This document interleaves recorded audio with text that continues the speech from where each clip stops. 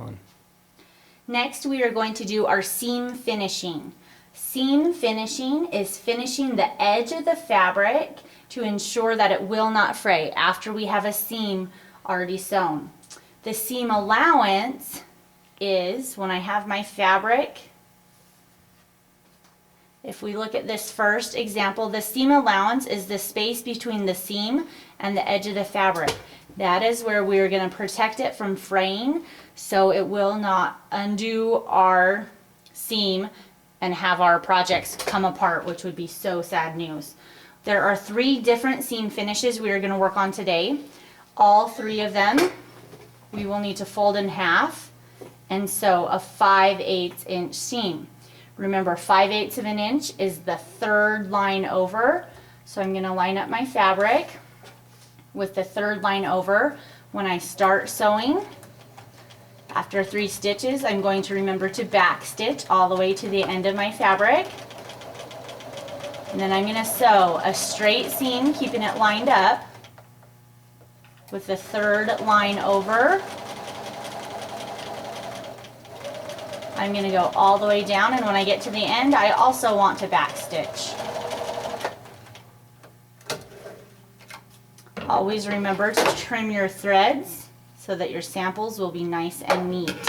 Now we will be doing 3 seam finishes, so I'm going to do my 3 5/8 inch seams right now. Remember, you fold your fabric in half. You line it up with the 3rd line over, back stitch when you start, and sew all the way to the end and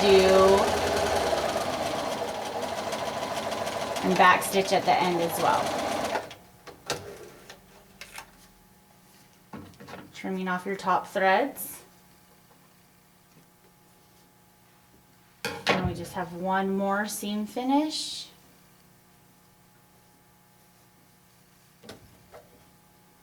Line it up 3rd line over.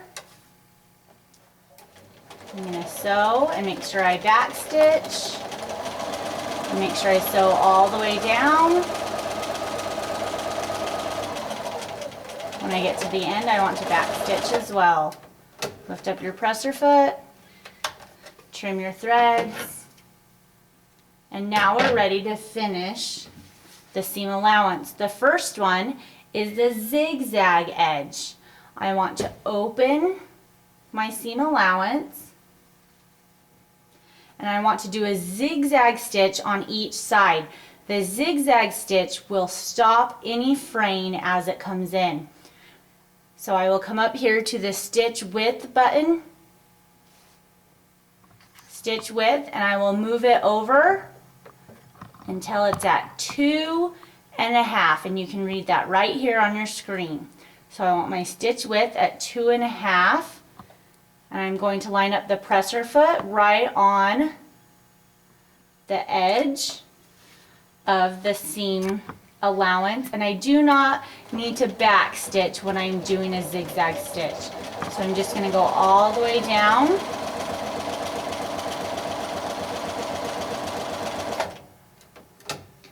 Lift it up. Trim, and remember I said both sides, so we need to go back under with the other side, and we're going to do a zigzag stitch down the other way. You're just lining up the edge of your fabric with the edge of your presser foot. Lift your presser foot. We're going to trim our threads. Make sure we have all our threads trimmed. And then we want to make sure we iron it open. So you will open it this way. Put it over on the ironing board and make sure you iron it down flat, just like that. Now the second one is the serger. So we have our 5/8 inch seam. And what we are going to do is we are going to serge the seam allowance together so that the fraying will stop. Now you don't need to be afraid of the serger.